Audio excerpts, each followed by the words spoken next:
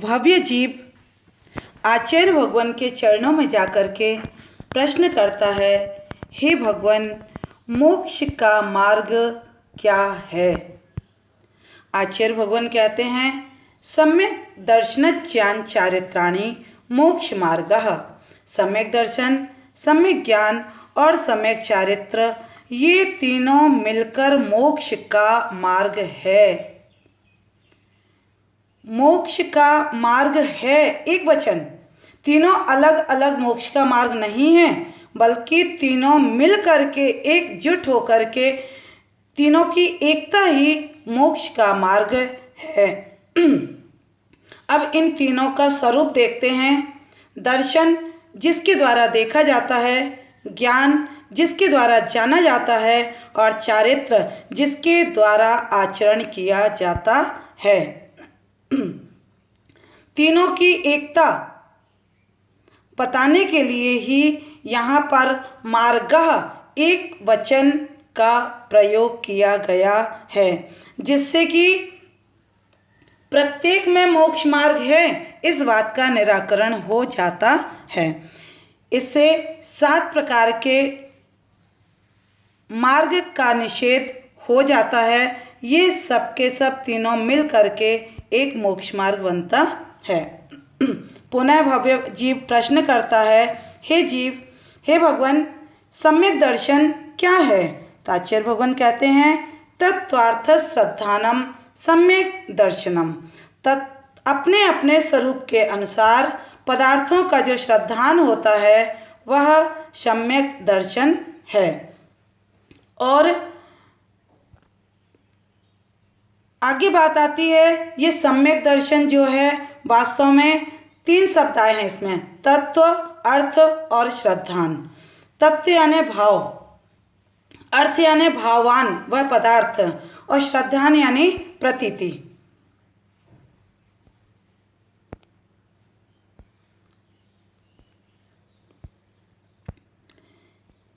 इस प्रकार अब आगे तत्व किसे कहते हैं इस बात को भी हम समझ लें जरा सा।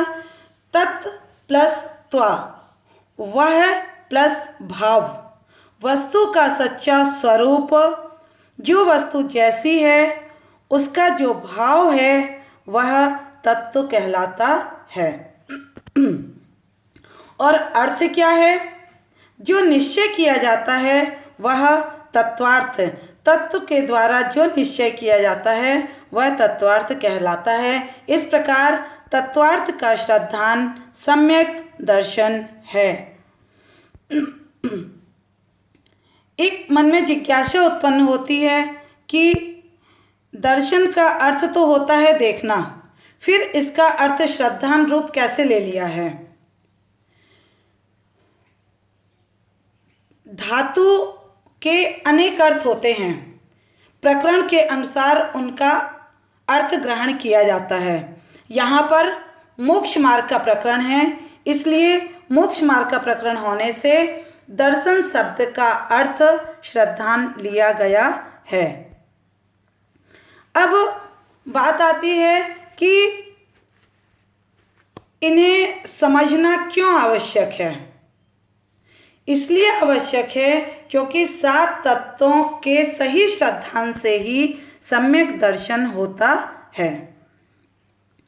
इस प्रकार सम्यक दर्शन का स्वरूप जो है वह चारों अनुयोगों से यदि हम देखते हैं तो सम्यक दर्शन प्रथमान योग और कर्णान योग के अनुसार तो सच्चे देव शास्त्र गुरु का श्रद्धान करना है।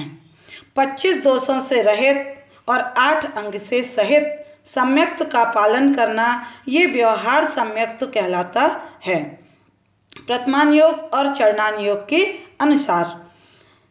जब तक हम किसी चीज़ को जानेंगे नहीं तब तक हम उसका ग्रहण या त्याग नहीं कर सकते हैं। इसलिए हमें इन 8 अंगों को और 25 दोषों को रत्न करंडक श्रावकाचार में भगवान समंतभद्र स्वामी ने बहुत अच्छा वर्णन किया है। इनका विशेष वर्णन हम रत्न करंडक श्रावकाचार में पढ़ करके कर सकते हैं।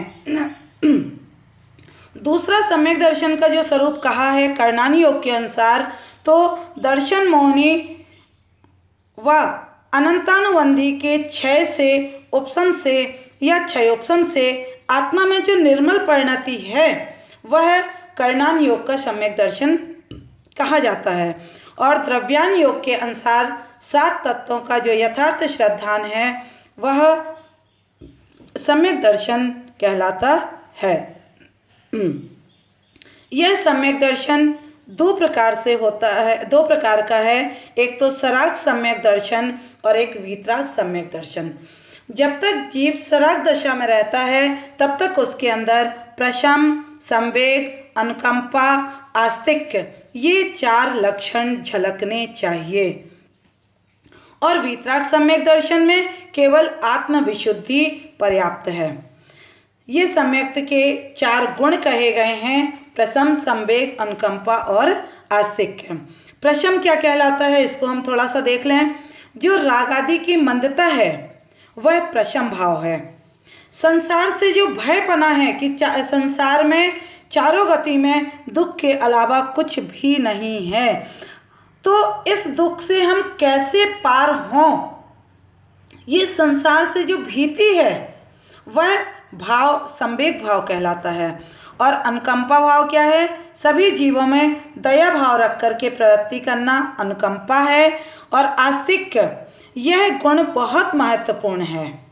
जीव आदि पदार्थ सतरूप हैं, संसार और मोक्ष होता है, पुण्य पाप आदि का अस्तित्व है, ऐसी बुद्धि होना हमारा सम्यक दृष्टि का हमारा आस्तिक्य गुण है। सबसे पहले तो हमें ये श्रद्धान होना चाहिए कि हमारी आत्मा का अस्तित्व है, यह आत्मा अजर अमर है। मरने के बाद भी, मतलब यह औदारिक शरीर हमारा छूटने के बाद भी हमारी आत्मा के साथ तेजस और कारमान ये 2 सूक्ष्म शरीर अगली गति के लिए गमन करते हैं, क्योंकि आत्मा का कभी नाश होता नहीं है। जो मरण है वह शरीर का आत्मा से वियोग है, ना कि आत्मा का मरण है। तो यह श्रद्धान हमारे अंदर पक्का होना चाहिए कि आत्मा अजर अमर होती है। और हमारे इस पर्याय में जो हम कर्म करते हैं वे कर्म हमारे कारमान शरीर के रूप में इकट्ठे होते रहते हैं और मरने के बाद भी वे कर्म हमारी आत्मा के साथ अगली पर्याय में हमें पहुंचाते हैं। जीव जैसा आयु बंध कर लेता है उसके अनुसार वह अगली पर्याय में पहुंच जाता है। तो ये 4 गुण हमारे सम्यक दर्शन के लिए बहुत आवश्यक हैं।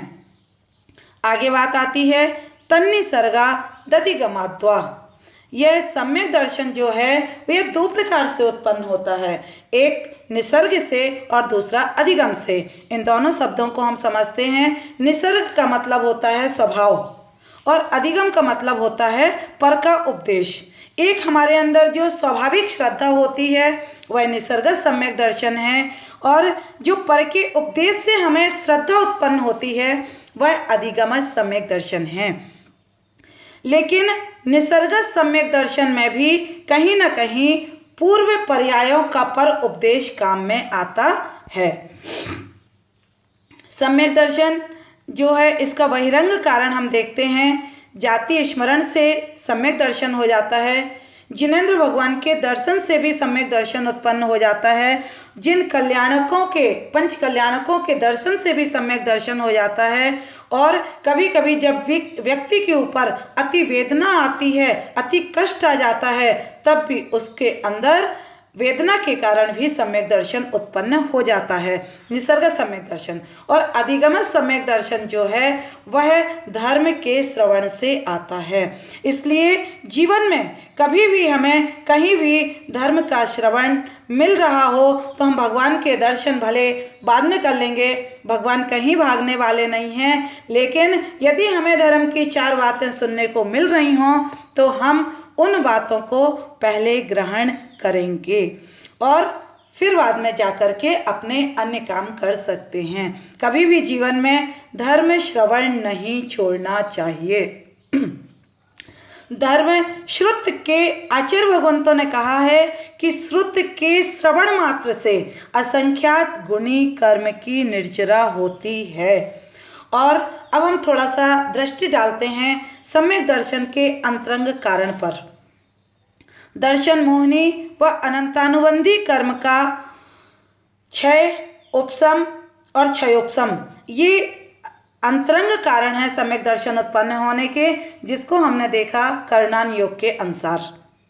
और ऐसा कभी नहीं हो सकता है कि जीव ने कभी उपदेश ना सुना हो और उसे सम्यक दर्शन हो जाए। सम्यक दर्शन में जिन देशना अत्यंत उपयोगी है। इस प्रकार हमारे 3 सूत्र पूरे हुए। अब आगे जो तत्व हमने देखे हैं, जो हमारे मोक्ष मार्ग में प्रयोजनभूत तत्व हैं, उनके बारे में आगे वर्णन करेंगे।